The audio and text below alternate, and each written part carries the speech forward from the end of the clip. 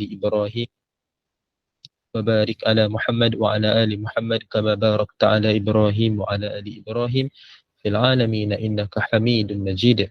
اللهم افتح علينا حكمتك وانشر علينا من خزائن رحمتك يا أرحم الراحمين. رب اشرح لنا صدورنا ويسر لنا أمورنا واحلل عقدة من ألسنتنا يفقهوا أقوالنا. اللهم فقهنا في الدين وعلمنا التأويل. اللهم ارزقنا فهم النبيين وحفظ المرسلين وإلهام الملائكة المقربين. يا فتاح يا عليم افتح قلوبنا فتوح العارفين. سبحانك لا علم لنا إلا ما علمتنا إنك أنت العليم الحكيم. لا حول ولا قوة إلا بالله. Ya Allah ya Rahman ya Rahim, berikanlah kepada kami kefahaman dalam menuntut ilmu pada pagi ini ya Allah. Permudahkanlah segala urusan kami, terimalah segala amal ibadah kami, rahmatilah kami dengan rahmatmu, jauhkanlah kami daripada kemurkaan. Ya Allah ya Rahman ya Rahim, berikanlah kepada kami kekuatan untuk beramal dan berpegang teguh dengan sunnah-sunnah Nabi kami Nabi Muhammad sallallahu alaihi wasallam. Rabbana atina min ladunka rahmah wa hayyi lana min amrina rasyada. Rabbana atina fid dunya hasanah wa fil akhirati hasanah wa qina adzabannar. Wa sallallahu ala sayyidina Muhammadin nabiyil ummi wa ala alihi wa sahbihi wa baraka wa sallam. Alhamdulillahi rabbil alamin. Amin amin amin ya rabbal alamin.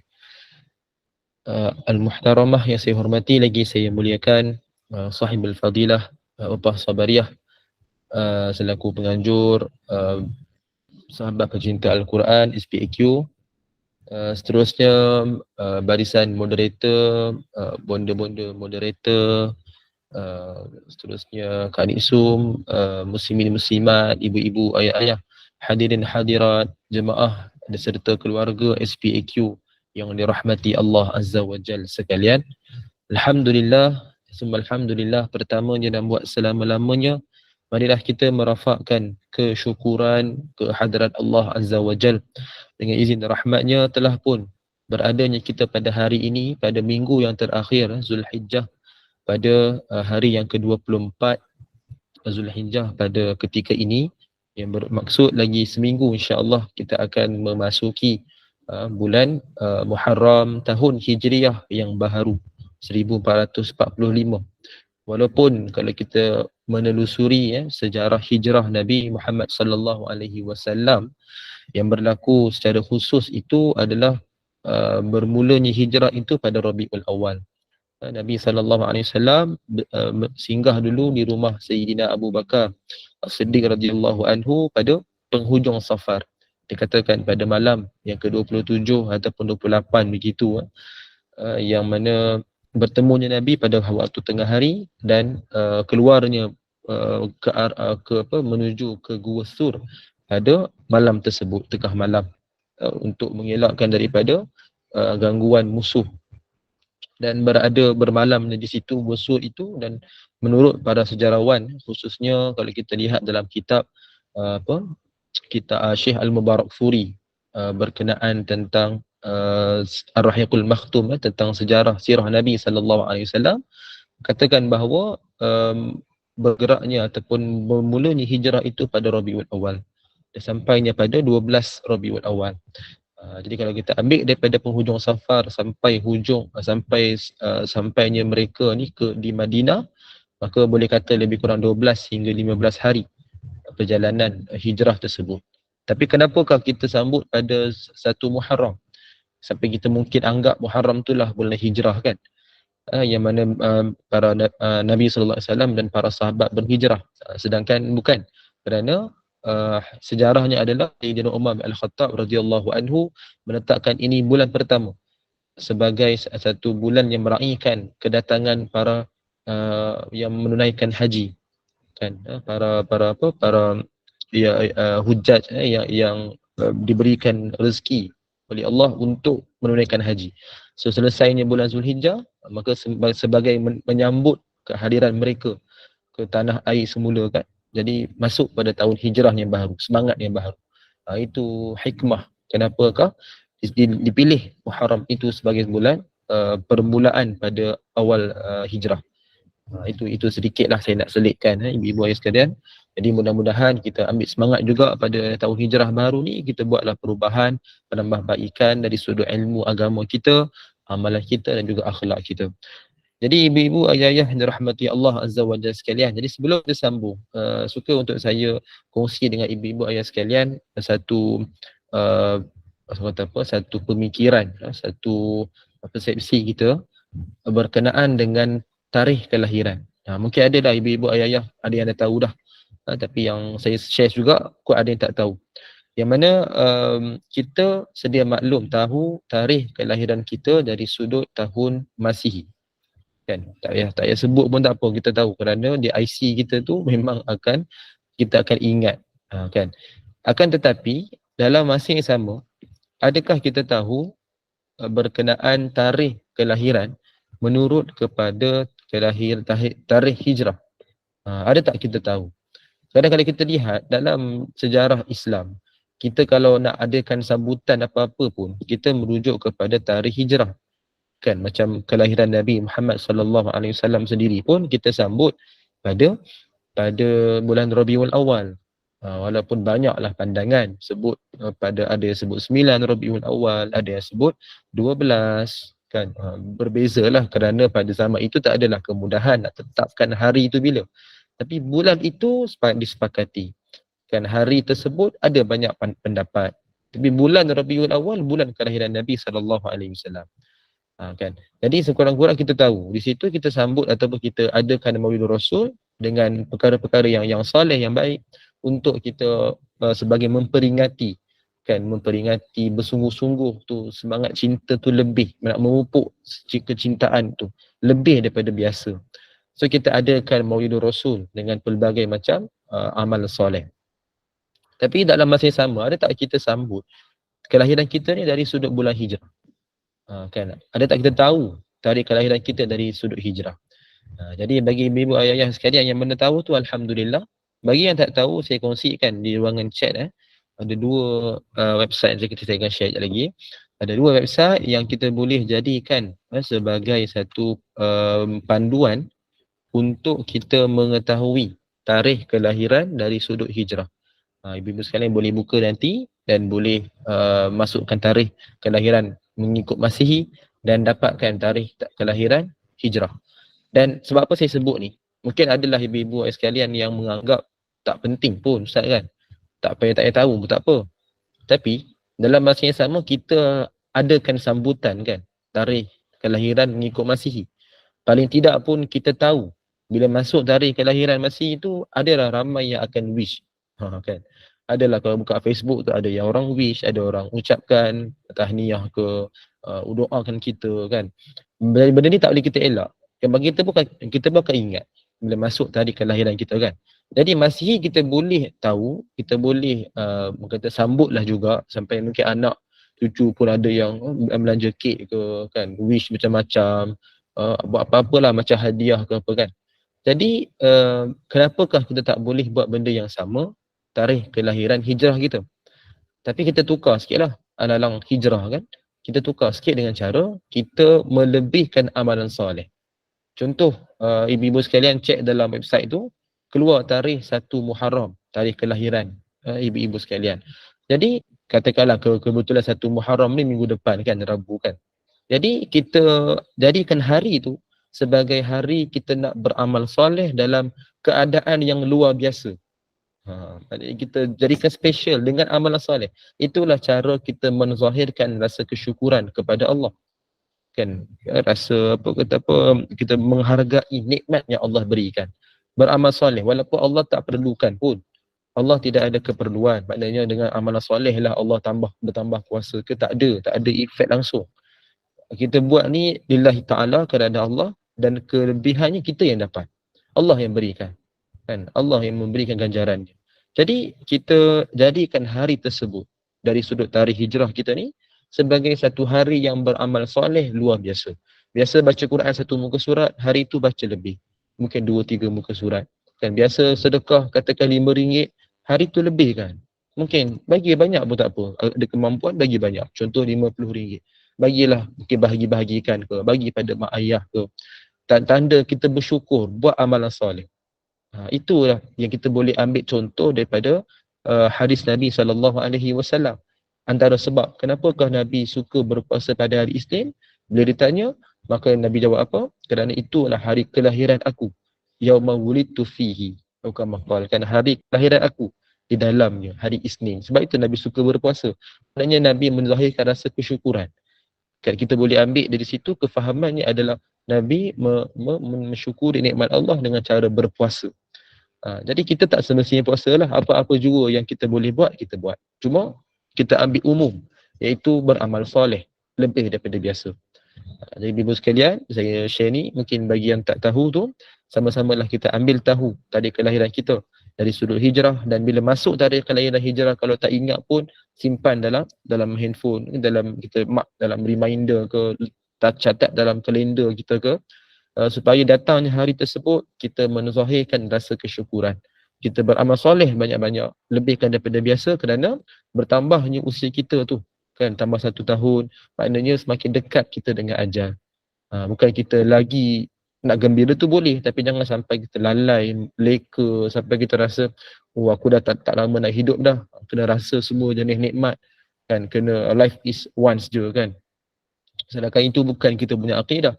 Kan kita tahu, kita percaya bahawa kehidupan di dunia ni lepas dah tamat, masuk kepada alam barzah kita, maka bermulanya kehidupan di akhirat. Mana hidup lagi, cuma di akhirat pula. Kan, bukannya kita anggap hidup ni sekali. Sebenarnya bukan maksud dia macam tu. Kan, kita akan hidup lagi sekali, dibangkitkan lagi sekali di padang mahsyar. Yang mana kita akan menghadapi pula alam akhirat. Yang itu yang kekal sampai bila-bila. Yang ni hanya sementara, fana, binasa. Tapi yang tu akan kekal. Mudah-mudahan Allah berikan kita taufik dan hidayah untuk kita sentiasa dalam keadaan yang baik, yang taat kepada Allah, dan Allah sentiasa merahmati, menyayangi kita semua. Bila Allah rahmatlah, baru Allah akan pilih kita dalam kebaikan. Sebab itu kita masuk dalam syurga Allah, kata Nabi SAW, adalah bukan dengan amalan, tapi dengan rahmat, kasih sayang Allah. Sebab itu Allah berhak memilih siapa dia yang Allah nak. Kerana itu adalah kehendak Allah. Kita rasa macam tak layak seorang ni, rupanya dia yang masuk syurga dulu daripada kita. Kerana apa? Kerana Allah pilih dia. Maka adalah sebabnya. Kita hanya nampak yang zahir, tapi yang sebenarnya hanya Allah yang berhak nilai. Kan, sebab itu jangan cepat kita kata, oh, ni ahli syurga ni. Jangan cakap macam tu. Kita tak tahu. Kan, ni ahli maksiat, kita tak tahu. Kita hanya sebut kalau nak doa. Kan kita kata insya-Allah, mudah-mudahan kita dipilih Allah masuk syurga tanpa hisap. Itu tak apa, itu bentuk doa. Tapi kalau kita kata pasti, confirm ahli syurga ni, itu bahaya tu. Confirm ahli neraka. Kan bukan kita hak kita. Kan, bukan kita yang menentukan. Kita hanya berusaha, kita pun manusia biasa. Tak kira lah orang kita ni mungkin ada populariti ke, kita ni kata kita alim besar ke, contohlah. Tapi tak berlakulah mudah-mudahan, kan. Kita sampai nak menghukum orang. Kita tengok orang tak solat, ni confirm ahli neraka. Tak boleh kita kata begitu. Kan kadang-kadang kan kita yang menentukan, hanya Allah yang berhak menentukan. Dan dia masih lagi hidup, dia masih lagi ada ruang nak bertaubat. Maka tak mustahil dia bertaubat, dia kembali ke pangkal jalan, dan dia buat banyak ibadah pula. Sebab itu jadi mula daripada kita, tak mustahil. Kerana kalau Allah kehendaki, Allah akan berikan. Allah pilih, wallahu yakhtassu bi rahmatihi man yasha. Allah menkhaskan dengan rahmatnya dengan siapa yang Allah kehendaki. Itu kehendak Allah. Dan Allah berhak nilai, Allah berhak menentukan siapa yang dia nak. Ibu sekalian. Jadi saya mulakan dengan mukadimah ni sebagai semangat kita masuk pada tahun hijrah yang baru. Mudah-mudahan dapat kita melakukan perubahan yang baik, yang drastik insya-Allah, ke arah kebaikan, insya-Allah, mudah-mudahan. Jadi ibu-ibu, ayah-ayah yang dirahmati Allah Azza wa Jalla sekalian, jadi insya-Allah kita sambung perbincangan 100 sunnah Rasulullah sallallahu alaihi wasallam yang dilupakan. Yang mana kita dah berada pada sunnah yang ke-83. Qala al-muallifah rahimahallahu ta'ala wa nafa'ana bi ulumiha fi darain insyaallah amin. Pada sunnah yang ke-83, berdoa semasa melihat awan mendung dan angin kencang. Jadi ibu-ibu, ayah yang dirahmati Allah Azza wa Jalla sekalian, jadi sebelum kita sharekan tentang ni, saya nak buka dulu dia punya ringkasan ataupun nak kefahaman lah, apakah pentingnya doa-doa yang kita nak bincangkan ini. Okey, kita tengok dulu yang ni, slide yang saya buka ni, baru kita akan bincangkan doa dia. Okey.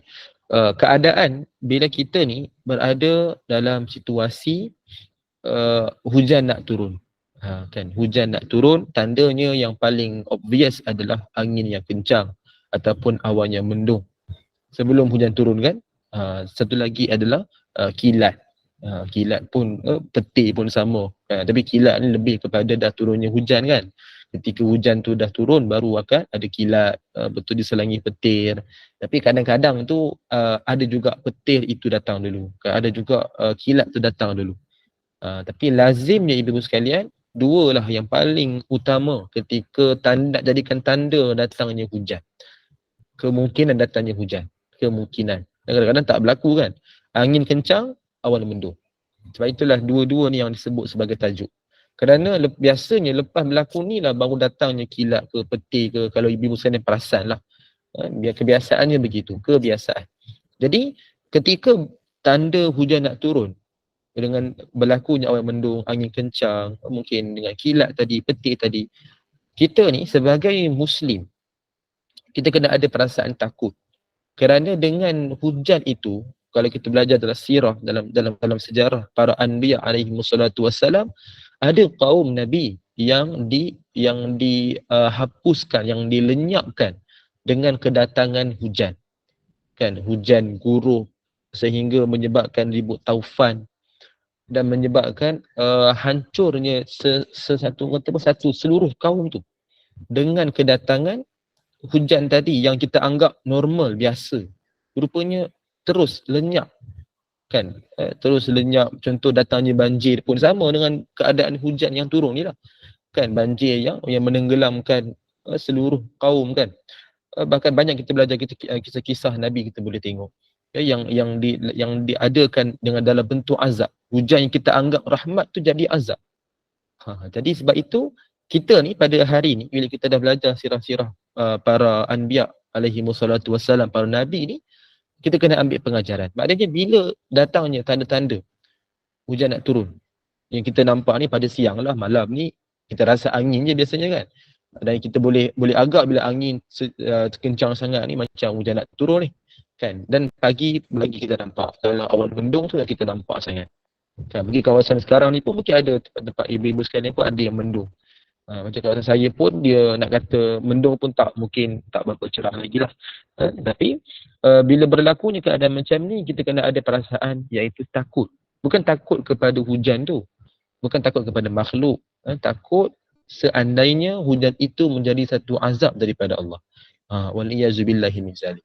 Seperti berlaku kebiasaannya kan, kita boleh lihat saban tahun lah, pada hujung tahun berlakunya kita panggil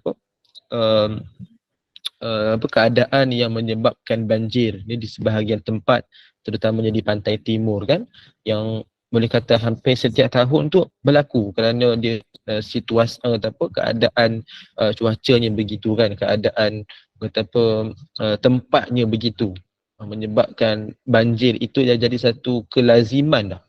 Jadi kita pula di tempat-tempat lain ke apa, kita kena ada perasaan takut bukan kepada makhluk tu, tapi kepada azab Allah. Takut dia datang dalam bentuk azab.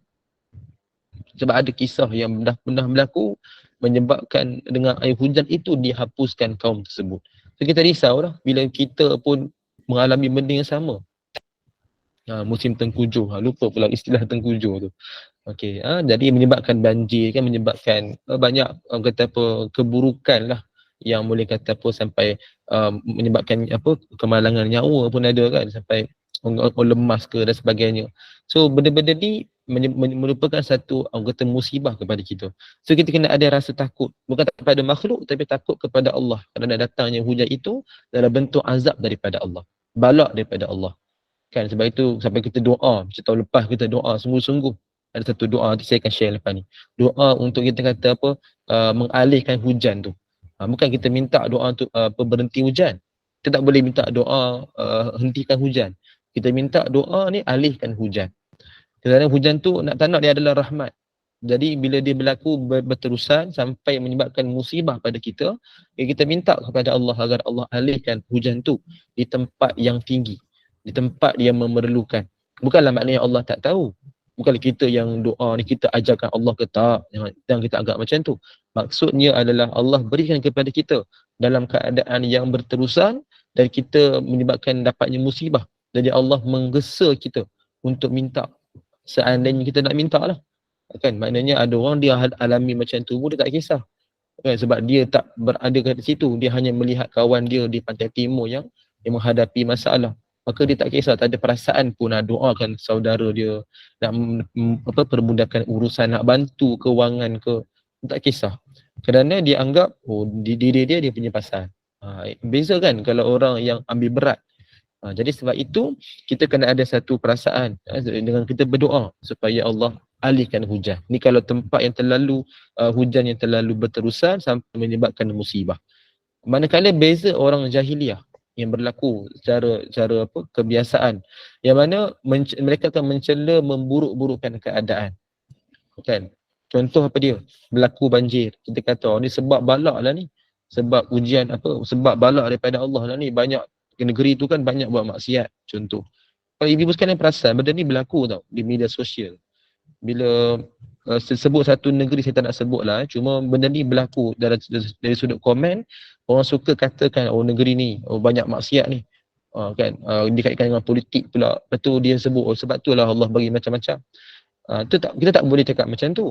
Ni lah contoh mencela, memburuk-burukkan keadaan. Kan, siapa kita nak cakap begitu?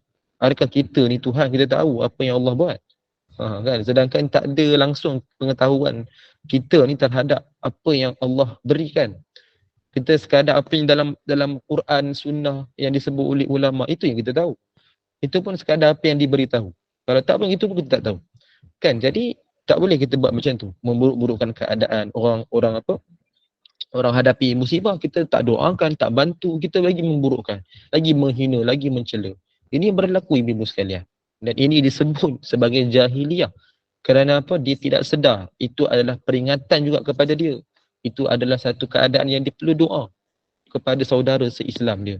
Kan, orang dalam musibah, janganlah kita terus menghentam dia. Walaupun mungkin dia buat salah, tapi bantu dulu. Kan, bantu dulu kerana dia dalam keadaan susah. Contoh ada orang aksiden. Kan, orang aksiden. Kita nampak depan mata sebab dia rempit, dia aksiden. Contoh. Nak tak nak kita bantu dia dulu dari sudut ke saudara se-Islam ataupun bukan Islam pun, kita bantu kerana nak memelihara nyawa dia, menjaga keselamatan dia. Yang isu dia rempit ke apa, itu kemudian. Jangan kita kata biarlah dia merempit, biar dia mati macam tu. Itu tak boleh. Tak boleh begitu, kecuali kalau dia buat benda-benda yang betul-betul terang-terang maksiat yang terang-terangan, kan, yang dosa yang besar pun kita akan bantu selamatkan nyawa dulu. Kemudian kita akan bicarakan masalah dia ataupun jenayah dia tu dari sudut yang lain. Itu kaedah dia. Kan, tak boleh kita kata biarlah dia mati macam tu. Tak boleh, itu dah hilang peri kemanusiaan. Dari sudut kita punya hubungan, kan. Sama dalam keadaan ini. Maknanya disebutkan dengan keadaan jahiliah. Lalai yang keadaan semasa. Maknanya dia tak sedar, dia ambil, betul dia kena ambil iktibar, tapi tak ambil iktibar. Manakala Muslim, kita betul-betul ada sifat sebagai seorang yang beragama Islam, dia akan melakukan doa supaya Allah berikan kebaikan, Allah elakkan daripada keburukan. Itu kepentingan doa ni. Kita nampak isu ni remeh, kan, tapi sebenarnya bagaimana kita menghadapinya itu menentukan iman kita. Kan, keadaan contoh hujan turun, bagaimana kita hadapi dia, bagaimana kita mindset kita dengan hujan tu, itu menentukan kita punya tahap keimanan. Kalau kita punya mindset tak kisah, tak ada perasaan langsung, kita risaulah masuk dalam keadaan yang jahiliyah, lalai. Tapi kalau kita ada perasaan ni, ya Allah, kan kau berilah kebaikan, kan kau janganlah menyebabkan hujan ni sampai kami dapat musibah. Itu adanya doa kat situ, maka itu menentukan kita sebagai seorang yang Muslim yang betul-betul ambil peringatan. Itu penting ibu sekalian. So kita ambil kepentingan ni, kita lihat apa yang doa yang kita boleh amal. Saya akan share beberapa doa yang kita boleh amal. Yang ni adalah doa yang pertama. Saya cuma kongsikan daripada hadis. Ini semua ni adalah hadis Nabi SAW. Ni doa ni ketika berdoa ketika mana merasai awan angin yang kencang ataupun awan yang mendung. Melihat awan yang mendung. Jadi kita baca doa ni, kita baca doa ni apa dia? Allahumma inni as'aluka min khairiha wa min khairi ma fiha wa min khairi ma ursilat bih wa a'udzu bika min syarriha wa syarri ma fiha wa syarri ma ursilat bih. Dia ada tambahan min tu pun ada juga riwayat yang lain. Yang ni adalah dalam riwayat At-Tirmizi 3449. Apa yang kita minta, ya Allah, aku mohon kepadamu kebaikan angin ini dan kebaikan yang ada padanya dan kebaikan yang dibawanya, dan aku berlindung denganmu ataupun kepadamu daripada keburukan yang dibawanya dan keburukan yang ada padanya. Kan, keburukan ada padanya dan keburukan yang dibawanya. Maknanya kita minta ni sebenarnya dua benda. Minta kebaikan, minta Allah bagi kebaikan, dan minta Allah elakkan keburukan. Dan dua benda ni kita hurai lagi. Yang mana setiap tu ada tiga. Kan, kebaikan apa ni? Kebaikan yang ada padanya, kebaikan yang kebaikan yang ada padanya, dan kebaikan yang dibawa olehnya. Sama keburukan. Keburukan yang ada padanya dan keburukan yang dibawa olehnya. Apa maksud ibu-ibu sekalian? Benda ni kita menghuraikan keadaan. Contoh, kita tengok hujan. Contoh angin kan, kita rasa angin yang kencang, awan yang mendung. Kita baca doa yang sama ni. Kenapa? Contoh awan yang mendung. Kita minta Allah bagi kebaikannya. Kebaikannya apa? Iaitu hujan yang berupa rahmat. Kebaikan yang ada padanya. Dengan hujan itu, apa yang boleh menyebabkan kebaikan kita? Contoh, kita mampu menyuburkan tanaman, mampu menadah air untuk simpan bekalan. Kan, kita ada empangan yang boleh kita jadikan tadahan untuk air itu, kita boleh simpan dan boleh salurkan. Okey, itu kebaikan yang ada padanya. Kebaikan yang dibawa olehnya dengan hujan itu dapat memberikan manfaat kepada kita. Tadi tu kita kumpulkan yang ni manfaat kepada kita terus. Kan, iaitu apa dia, dalam keadaan yang kita dapat jadikan ia sebagai satu contoh nak berwudu air mutlak contohnya. Kan, itu kita minta semua ni kebaikan. Tiga jenis kebaikan yang dihuraikan. Kebaikan yang ada padanya, kebaikan yang dibawa olehnya. Yang keburukan pun sama, kita minta Allah lindungi. Wa a'udzubika, aku berlindung denganmu.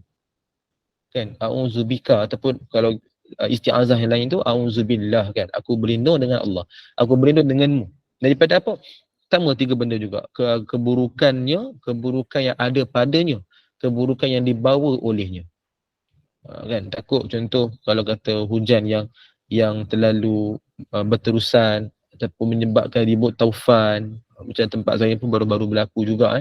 Mana bukanlah kata tidaklah membahayakan, ketika kita lihat kesan taklah membahayakan, tapi satu peringatan lah, kita berasa takut dengan keadaan itu boleh menyebabkan, kan, mungkin berlakunya kemalangan apa-apa, kan.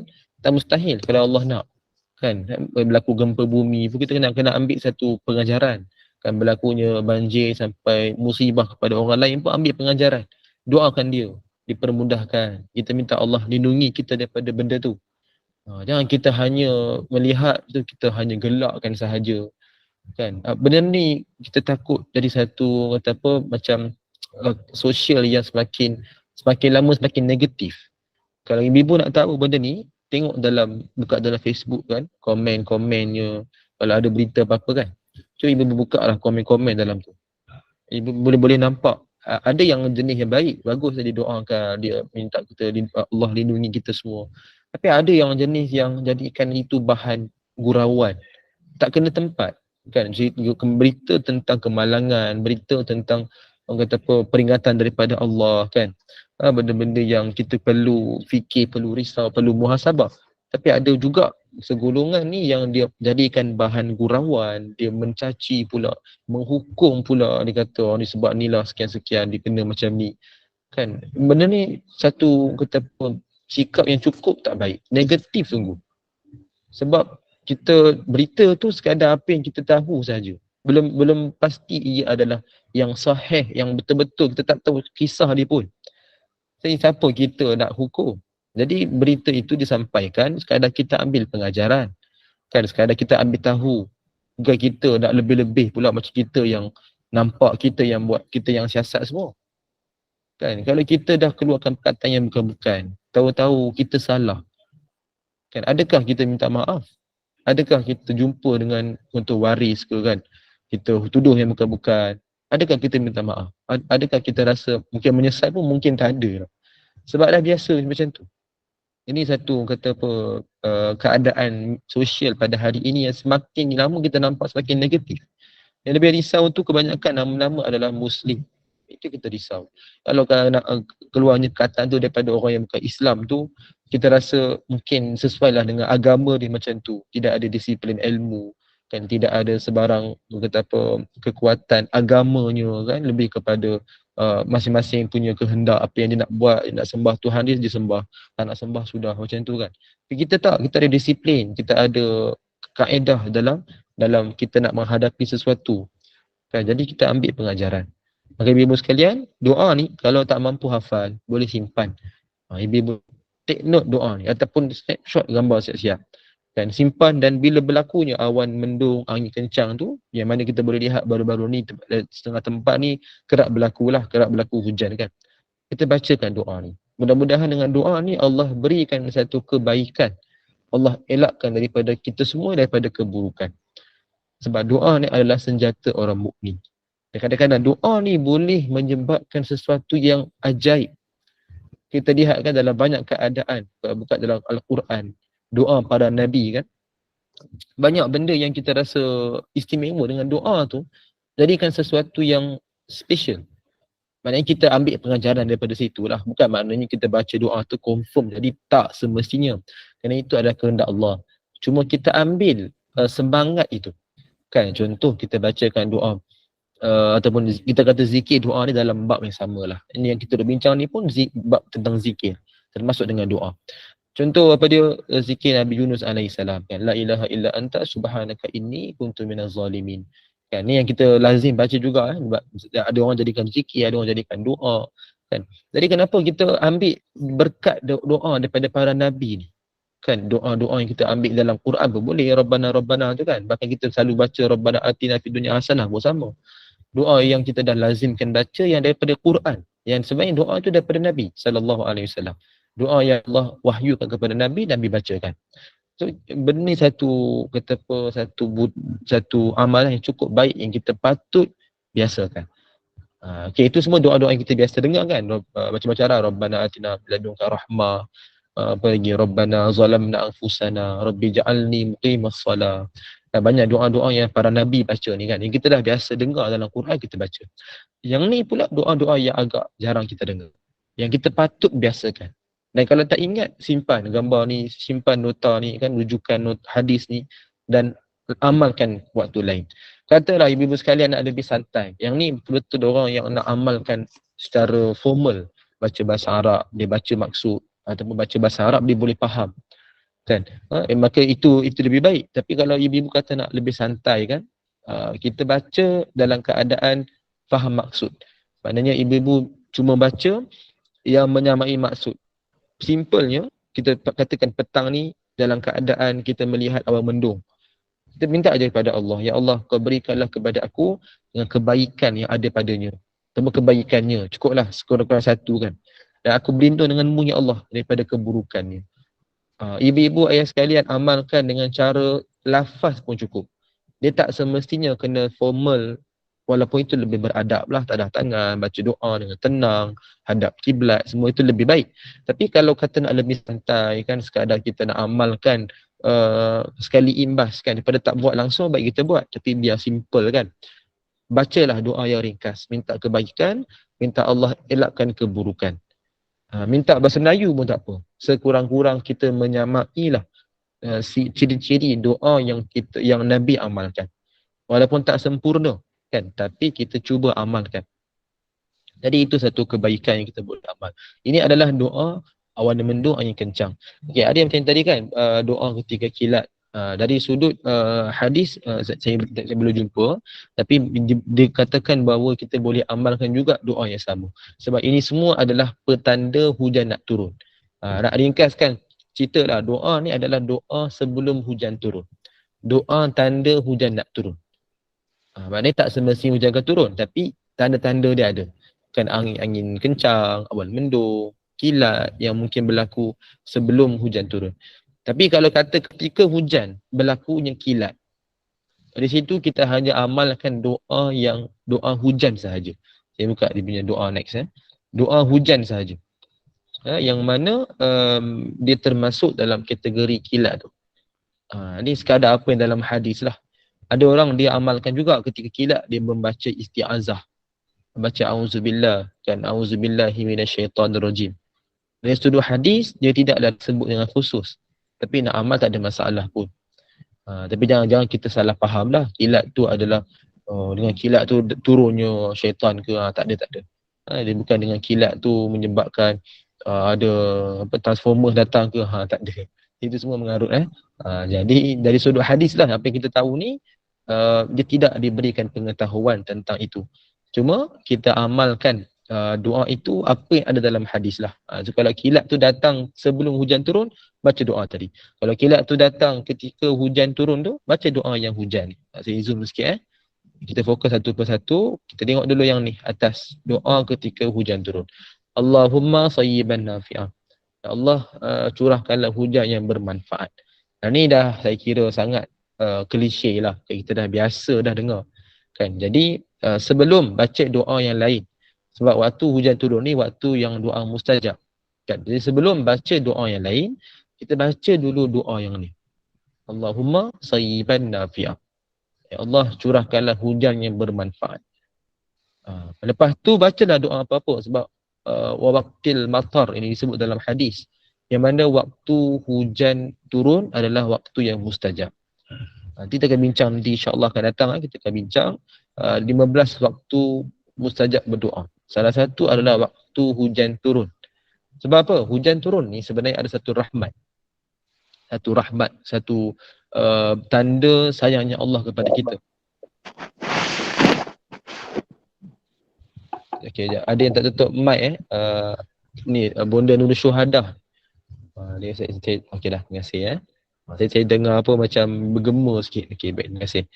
Okey, apa tadi? Okey, doa hujan turun ni. Okey, waktu hujan turun adalah waktu mustajab sebab dia adalah waktu hujan itu adalah satu bentuk rahmat sayang Allah kepada kita.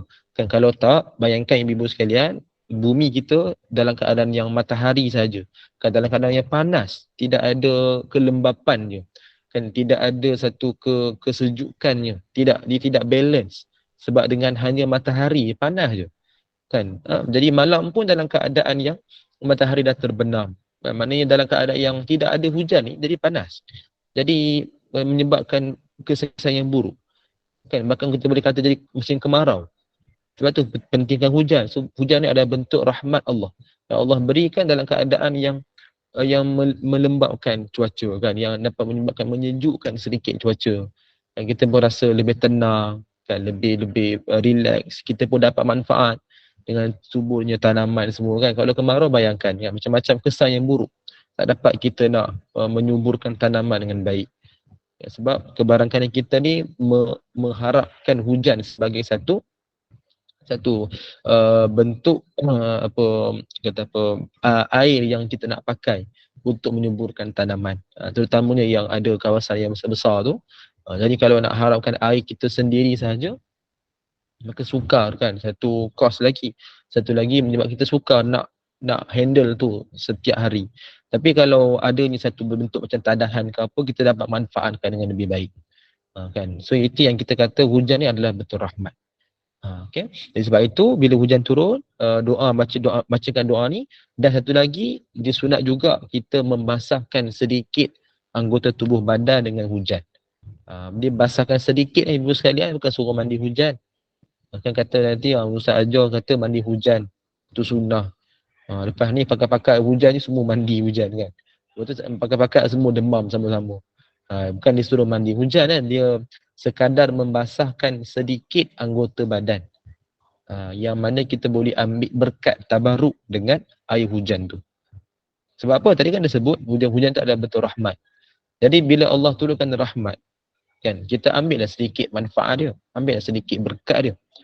Ini adalah sunnah. Nanti kita akan bincang ada satu sunnah yang hujung-hujung juga, sunnah yang ke-90 something, yang mana dia ada bincangkan tentang membasahkan sedikit anggota badan dengan air hujan. Ini adalah sunnah yang Nabi sendiri amalkan. Cuma jangan kita selak anggota yang aurat pula. Dan kita gunakan anggota yang tidak aurat. Macam kalau lelaki ni gentle lah kan, tak ada masalah sangat. buka baju pun tak apa. Kan nampak apa tingkat bertingkat-tingkat pun tak apa kan. Kan tapi kalau bagi muslimat tu lebih banyaklah dia punya pantang larang, aurat dia lebih banyak. Jadi sekadar apa yang boleh, maknanya mungkin muka, mungkin tangan pun mana sampai pergelangan lah, kan hujung jari, seperti disebut oleh Kak Intan kita. Okey, maknanya basahkan tangan lah, lebih kepada macam kita ambil wuduk kan. Dia tak ada masalah, tapi kita basahkan sedikit anggota badan. Itu pun dah kira okey dah, bukan suruh mandi hujan. Berbeza maksud dia. Okey, so ini adalah doa ketika hujan turun. Kita lihat pula doa yang seterusnya di sebelah ni. Ini adalah doa selepas hujan turun. Mutirna bifadlillahi wa rahmatih. Allah telah kami telah diturunkan hujan dengan kurniaan Allah, bifadlillah wa rahmatih, dan sayang ataupun rahmat daripada ini hadis ni pun dia menguatkan bahawasanya hujan tu adalah rahmat. Disebut wa rahmati, dengan rahmatnya. Lepas hujan dah reda, Allah dah hujankan kan, dah hujan tu dah reda, kita baca doa ni, tanda syukur kepada Allah. Doa ni sebenarnya tanda syukur kepada Allah. Kan kita amalkan betul-betul doa ni adalah bentuk kesyukuran. Kan hujan turun pun kita bersyukur, hujan berhenti pun kita bersyukur. Sebab apa? Kita memerlukan kesederhanaan. Dia kalau tak hujan langsung pun tak boleh. Kalau hujan sangat pun tak boleh. Kan dia memerlukan pertengahan, wasatiyah tu kan. Samalah dengan apa juga kita nampak dalam kehidupan kita ni, banyak benda macam tu. Kita memerlukan kesederhanaan. Kan dia kalau terlalu, katakan kalau harta kan, terlalu miskin pun tak boleh. Menyebabkan kita rasa tidak bersyukur kan, menyebabkan kita akan buat benda yang salah. Sampai ada orang jadi malas sebab dia malas berusaha dah. Dan miskin, contohlah keadaan yang begitu memerlukan kan. Sampai dia akan, ada orang dia melampaui batas pun ada, sampai sanggup mencuri, buat benda maksiat kan. Kerana apa? Alasannya tak kaya langsung. Padahal dia boleh usaha kan, Allah bukan tak bantu. Dia tak nak usaha maka payahlah. Sama juga kalau terlalu kaya yang tidak memanfaatkan kaya dia. Dia kaya ni tak ada masalah. Kan, contoh orang yang bisnes kan, bagus. Bahkan kalau dimanfaatkan kaya dia, contoh dia dapat banyak harta, dia keluarkan zakat, kemudian dia ambil inisiatif yang lebih, dia bantu orang memerlukan, itu bagus lah tu. Dia memanfaatkan kaya dia, Allah beri dia rezeki yang melimpah ruah, yang Allah telah tetapkan daripada azali lagi, daripada dia daripada dia dalam rahim ibunya lepas 4 bulan kan. Jadi Allah tetapkan, salah satunya adalah rezeki kan, daripada 4 tu. Jadi bila Allah tentukan rezeki itu memang dah ditetapkan ketika itu, maka Allah beri banyak. Contoh Allah beri seseorang ni banyak. Jadi bagaimana dia memanfaatkan? Adakah rezeki itu memberikan dia peringatan kepada Allah ataupun menyebabkan dia lalai? Kan ada beza kan. Ada orang dia memanfaatkan rezekinya, dia bantu. Contoh kita lihat Sayyidina Uthman bin Affan radhiyallahu anhu membantu dakwah Nabi sallallahu alaihi wasallam kan, memberi telaga tu kan, telaga Raumah tu kan. Tapi dalam masa sama, kalau kita lihat dalam kisah juga, ada orang yang lupa daratan.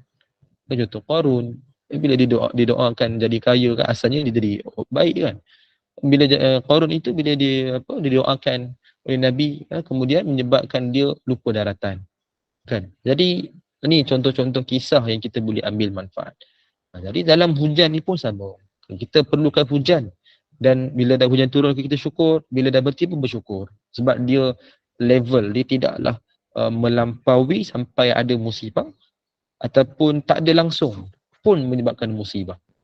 So kita bersyukur. Cuma jangan doa hujan berhenti. Dia ada beza. Hujan dah berhenti, kita baca doa ni, itu sunnah. Kan kita menzahirkan kesyukuran kepada Allah. Allah telah turunkan hujan dengan kurniaannya, dengan rahmatnya. Okay, itu sunnah. Itu memang Nabi amalkan sendiri. Tapi kalau kita minta, ya Allah kau berhentikanlah hujan ni supaya aku dapat main bola sepak. Contoh. Kau hentikanlah hujan ni kan supaya aku dapat nak buka TV tengok drama kan. Kau hentikanlah hujan ni supaya aku nak naik motor dapat balik ke rumah. Ini dilema yang dihadapi oleh motoris, oleh penunggang motosikal. Salah seorangnya saya lah. Tapi saya tak adalah doa macam tu. Kan saya nak semua sebut jangan minta doa hujan berhenti ya. Dia bukan kita minta hujan berhenti. Kalau kita lihat bawah ni ya, saya buka tulah doa yang bawah ni. Ini adalah doa ketika hujan lebat ataupun banjir menyebabkan musibah. Saya okey. Nampak sikit kan? Okey. Saya zoom out Lagi views kalau tak nampak boleh pinchkan jari tu, boleh tengok dekat sikit. Doa ni yang kita baca ni walaupun disebut dalam tajuk dia agak berhenti kan. Tapi yang kita nak betul-betul faham maknanya bukan minta berhentilah. Bukan minta berhenti sebab kita tak boleh minta Allah hentikan rahmat. Ini kan bentuk rahmat, pemberian Allah. So, benda yang Allah nak berikan, yang kita kata tak nak. Sebab ni nikmat, maknanya pemberian Allah dalam bentuk nikmat. Tapi bila dah berterusan, menyebabkan dia ada musibah pada kita, Allah uji kita sikit. Jadi kita minta Allah kita baca doa ni, kita minta Allah untuk mengalihkan hujan tu. Betul kita lihat maksud dia, tengok maksud dia apa kan. Ya Allah, turunkanlah hujan di sekitar kami. Jangan timpakan ke atas kami. Minta Allah alihkan hujan. Ya Allah, turunkanlah ia di dataran tinggi, bukit-bukit, lembah-lembah, tempat tumbuhnya pokok-pokok. Kan? Maknanya bawalah ke tempat yang tidak membahayakan kita ni. Nampak? Itu maksud doa ni. Yang dalam hadis yang sahih juga. Saya berikan nombor rujukan sekali kan. Allahumma hawalaina wala alaina. Allahumma al-akam wa zira wa butunil adwiyah wa manabiti syajar. Kita sebut ni doa ni khusus, kita minta Allah alihkan hujan. Bukan Allah tak tahu. Bukan doa ni maknanya Allah tak tahu. Kan doa ni adalah Allah memerlukan kita ni minta. Kalau kita nak, kita minta lah. Kenapa kita nak kata Allah berilah apa yang Allah nak? Kan tanda tangan kita minta, ya Allah kau bagilah apa yang kau nak. Bukan macam tu. Kita minta apa yang kita nak. Spesifikkan sebab Allah nak kita sebagai hamba ni minta. Walaupun Allah maha mengetahui, bukan Allah tak tahu. Allah maha mengetahui apa yang hamba dia perlukan. Kan kita je banyak tak tahu. Tapi kerana Allah nak menggesa kita. Sebab kalau semua diberikan tanpa ada sebarang permintaan, maka itulah menyebabkan kita tak bersyukur kepada Allah. Kan perasan tak ibu sekalian? Contoh, kalau kita buat satu macam kelas percuma, kan berbeza dengan kelas yang sama kita buat berbayar. Orang yang berbayar itu akan lebih menghargai kelas dia. Sebab ada bayaran tu. Kan? Kelas yang sama, kalau kita buat percuma, kan? Adalah, bukan tak semua, tapi ada yang menyebabkan orang tak menghargai pun. Sebab dia tak ada bayaran, tak ada value bagi dia. Dia apa yang dia mindset lah percuma je. Tak kisah pun. Mungkin jadi macam tu. Tak semua lah, tapi ada yang macam tu. Saya sebut ni atas pengalaman saya lah.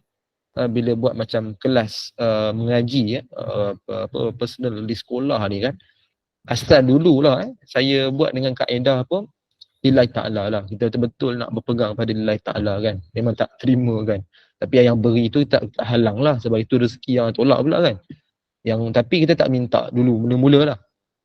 Apa yang berlaku, kita nampak majoriti pelajar yang dia tak kisah, macam acuh tak acuh lah, dia macam tak nak datang, belajar pun tak serius. Mak ayah dia pun kita nampak tak serius, hantar macam suka hati. Lepas tu bila mula berikan apa-apa komen pun dia dah mula melawan macam tu kan. So kita nampak macam tak kena ni kan. Tapi bila kelas yang sama, kita buat dengan orang yang sama, bila mula berbayar, mula-mula dia condemn juga kenapa tiba-tiba bayar semua kan. Sebab kita dah biasa buat free kan. Lepas tu bila kita letakkan bayaran macam tu, kita dah lebih strict sikit, jaga kita punya kata lebih kepada kita punya ketegasan sikit. Maka lepas tu lah dia serius. Dia serius sebab dia tahu dia ada bayaran, dia ada value dia. Yang dia nak berikan, yang mana dia anggap selama ni semua percuma, maka dia tak kisah. Bila ada bayaran, maka dia lebih serius. Bukan kita nak fokus pada bayaran tu, kita nak fokus pada biar dia serius, biar dia tegas, biar dia ada satu kesedaran. Jangan kita ambil ringan benda ni kan. Macam itulah dalam bab doa kita pun, bukan Allah tak tahu, tapi Allah nak kita minta sungguh-sungguh supaya kita dapat sedar apa yang kita nak. Kalau semuanya Allah beri tanpa permintaan, so itu jadikan kita lalai sebenarnya. Kita boleh kaitkan kan benda yang sama yang kita hadapi dengan makhluk pun sama, dan kita sebagai seorang makhluk, kita minta pada Allah pun sama kan, yang menyebabkan kita mungkin lupa daratan, mungkin kita tak bersyukur kepada Allah. Sebab semuanya dapat relax, tenang je kan. Sebab ada orang diuji macam tu. Dia kadang tak minta apa-apa. Kadang dia tak buat pun ibadah. Kan dia tak buat benda yang wajib pun, dia buat maksiat lagi. Tapi Allah bagi dia macam-macam. Dan dia kita nampak dia, apa dia? Dia semakin lalai. Kan kita nampak yang apa yang zahir lah, kita ambil pengajaran. Kita nak hukum dia, ambil pengajaran. Kan dia semakin lalai. Tengok-tengok solat fardu tak buat, aurat tak tutup, yang cakap kotor, kan buat pelik-pelik benda yang konten yang tak apa-apa. Tapi tengok dalam masa sama kekayaan dia semakin bertambah. Kan kita lihat dari secara luaran je lah. Kita nampak nikmat dia semakin bertambah. Kita anggap nikmat. Tapi rupa-rupanya kita belajar dalam tauhid kita tahu. Oh, rupanya ini adalah istidraj. Kan tandanya apa? Dia semakin bertambah maksiat, kurangnya ibadah, kan? Dan bahkan sampai kewajipan pun tak terjaga. Rupa-rupanya Allah beri macam-macam supaya dia lagi sesat. Dan kita nampak itu yang berlaku. Lagi Allah bagi, lagi dia sesat. Lagi dia lupa daratan. Lagi dia tak bersyukur. Kan? Ini dalam konteks nikmat. Sama dalam doa ni, kita bukan nak minta Allah berhentikan hujan. Jangan minta Allah hentikan hujan. Kita minta Allah alihkan hujan. Contoh, saya sendiri pun bila naik motor kan, bila hujan tu, dulu-dulu tu memang saya minta dengan hujan ya Allah kan. Dulu-dulu lah, zaman jahiliah kan. Tak tahu kan, kita anggap apa yang kita minta tu, itu yang Allah beri kan. Tapi bila kita dah belajar, kita tahu. Rupanya tak boleh minta macam tu. Kita minta, ya Allah kau permudahkanlah. Kan, ya Allah kau alihkanlah hujan supaya aku dapat balik dengan dalam keadaan yang selamat. Sebab motor ni bukan masalah hujan ringkut saja masalah dia. Takut licin jalan, tak berapa nampak. Kereta pun tak berapa jelas kan. Betul kereta mungkin boleh terlanggar kita sebab tak berapa jelas visionnya kan. Jadi kita minta Allah selamatkan kita. Kan dalam masa sama kita usaha juga. Kita pakai ringkut, kita bergerak, kita berhenti tepi jalan dulu, pergi rehat dulu, bawa perlahan. Macam tu. Kita kena terima keadaan tu. Dalam masa sama kita minta doa supaya Allah alihkan hujan. Bukan maknanya Allah berhentikan hujan, Allah alihkan hujan. Itu maksud dia. Jadi itu yang kita boleh ambil manfaat lah daripada doa-doa ni. Maka ibu sekalian, saya dah share dah ada 4 jenis doa tadi. Maka kita amalkanlah sebaik-baiknya. Maknanya tadi tu doa sebelum hujan turun. Kemudian yang ni, yang atas yang kiri ni, doa hujan turun. Ibu sekalian nanti boleh tengok recording kalau nak ambil snapshot ke apa mungkin tak sempat, nanti tengok recording balik dalam YouTube nanti. Bolehlah untuk tegak gambar ataupun nak pergi senang ambil nombor hadis. Boleh lihat sendiri dalam website. InsyaAllah ada. Kalau ada masalah boleh bagi tahu. Kemudian yang ni doa selepas hujan turun, yang ni adalah doa selesai hujan dah habis bacakan doa ni. Doa ni agak kurang famous. Biasa doa sebelum tu memang famous. Tapi doa lepas ni kurang famous. Kan? Bukan doa sebelum, doa yang hujan tadi tu kan. Allahumma sayyiban nafi'ah. Itu memang famous. Ramai yang orang dah tahu, ramai yang amal alhamdulillah. Kan? Yang ni kurang famous. Sebab apa? Sebab tak bersyukur lah. Kan bila hujan dah turun tu kita bersyukur. Tapi hujan dah turun tak bersyukur lah. Kan macam makan kan, kita perasan tak? Bila kita sebelum makan, kita baca doa sungguh-sungguh kan. Panjang-panjang kita baca. Baguslah nak sila-silakan lah kan. Walaupun doa baca bismillah je. Tapi dalam masa sama, lepas dah makan tu, dah sendawa beberapa kali, tak ada baca doa pula. Kan? Kita rasa pelik lah, hairan. So kita amalkan lah. Amalkan. Sekurang-kurang Alhamdulillah tu. Bukan Alhamdulillah sebab sendawa saja. Alhamdulillah lepas makan tu. Paling kurang lah kan. Alhamdulillah. Nak baca doa panjang lagi pun. Kita dah bincang dulu dah kan. Doa makan tu. Amalkan lah. Jangan sampai tak baca langsung. Ni sebelum nak berlaku kita minta sungguh-sungguh. Minta kan, bila dah dapat tu tak bersyukur pula. Tak ada pula rasa apa kalimah yang kita ucapkan tu syukur kepada Allah. Kan itu kita risau tu. Kan sebelum nak dapat tu bukan main, serius kan. Lepas dah dapat je Allah, lupa terus Allah kan. Kan contoh apa lagi bab kahwin sama tak? Kan sebelum nak kahwin bukan main serius tu. Nak menghayat bagai kan. Lepas kahwin je habis hancur. Contoh, bukan ibu-ibu lah, bukan tuan-tuan sekalian saya cuma share. Saya tak buat macam tu, saya cuma share. Saja selit-selit sikit lah kan, benda yang kita orang kata apa, kehidupan kita sebagai manusia biasa ni. So kita kena ada satu keadaan bersyukur kepada Allah kan. Sebelum pun ada, selepas pun ada kan. Kena sentiasa menzahirkan kesyukuran kepada Allah. Baik, yang bawah ni doa alihkan hujan. Kita tak boleh minta doa berhenti hujan. Jangan amalkan sebab itu seolah-olah menolak rahmat daripada Allah. Tak boleh. Dia sangat bercanggah dengan sunnah. Kita minta doa ni pun walaupun disebut tajuk dia agak berhenti sebab nak bagi orang faham lah. Kan? Tapi kita tengok maksud dia. Dia tak ada pun sebut berhenti. Kita sebut Allah turunkan tempat lain kan. Turunkan di sekitar kami, turunkan di tempat yang tinggi, di dataran apa tumbuhan yang ada pokok-pokok kan. Kita tak sebut ya Allah jangan turun. Kan jangan turunkan. Ya Allah tahanlah hujan, tak ada. Itu bahasa kita tu. Kan. Ya apa lagi? Ya Allah engkau simpanlah hujan dalam awan tu. Tak ada, tak ada. Itu mengharap tu. Kita minta Allah alihkan hujan. Sebab itu adalah kehendak Allah. Cuma kita minta Allah turunkan di tempat yang lain. Begitu, itu maksud dia. So jangan amalkan doa berhenti, maknanya jangan sebut hentikanlah hujan. Itu sesuatu yang agak kurang tepat. Kalau kita ikut kepada perbahasan ilmu, kurang tepat. Ikut logik macam betul. Tapi sebab kepentingan diri kita, kan kita minta Allah janganlah hujan, ya Allah nak senang balik rumah kan. Aku nak senang. Kita rasa macam apa salah aku minta ni kan. Tapi kita kena faham juga dari sudut ilmunya itu bercanggah. Kerana dia tak boleh minta tak nak rahmat Allah. Kena terima. Kan? Kalau paling-paling pun kita minta Allah kau permudahkan, alihkan hujan. Itu tak apa. Okay, itulah tentang doa hujan. Dan yang terakhir saya share satu lagi, sunnah ke-84, beristighfar dalam sesebuah majlis. Sekejap saya tengok ada soalan ke apa. Sebab lagi 3 minit saya nak bincang ni takut lambat sangat pula. Boleh kuat tak ada soalan Okey, boleh. Okey, saya boleh ringkaskan je lah untuk yang sunnah ni 84. Di mana dari hadis daripada Ibnu Umar radhiyallahu anhuma, beliau berkata bahawa apabila kami hitung Rasulullah sallallahu alaihi wasallam mengucapkan istighfar sebanyak 100 kali dalam satu majlis. Dengan lafaz apa dia tu? Rabbi ghafirli wa tub alayya innaka antat tawwabur rahim. Dalam riwayat Abu Daud 1516. Ini hadis yang sahih. Yang mana ada beberapa poin penting. Pertama, lafaz istighfar. Yang kedua, kaedah istighfar dalam majlis. Yang pertama, lafaz istighfar ni dia bukan sekadar astaghfirullah. Antara tambahannya adalah yang ni, Rabbi ghafirli wa tub alayya innaka antat tawwabur rahim. Tuhan ampunilah aku dan aku bertaubat kepadamu, sesungguhnya engkau lah maha penerima taubat yang maha mengasihani. Semua ni kalimah yang mudah-mudah.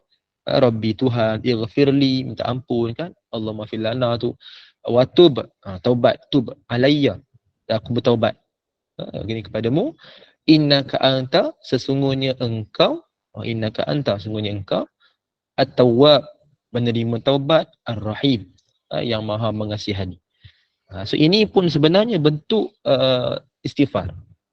Ini yang pertama, lafaz istighfar. Yang kedua, kaedah istighfar dalam majlis. Majlis ni contoh kita ambil simple majlis ilmu. Dalam majlis ilmu kita berikan perhatian, ambil catatan, kan kita kata apa, fokus dengan keadaan ibadah yang lain tu kita hold dulu. Bukan jangan buat lah, kita hold, tangguh dulu. Pasal ada orang dia time dengar majlis ilmu, dia hanya mendengar kan. Lepas tu dia ada yang memegang biji tasbih dia berzikir, ada yang duk baca Quran, ada pula halaqah kat belakang bincang apa pun tak tahulah. Dia buat diskusi kot cara apa pendidikan moden kan. Sebenarnya benda ni kurang beradab lah sebenarnya. Bila saya nak tegur pun rasa segan pula kan pasal pangkat bukan pangkat ayah, pangkat atuk dah. So kan tegur kan rasa terasa pula kan, tak datang langsung pula.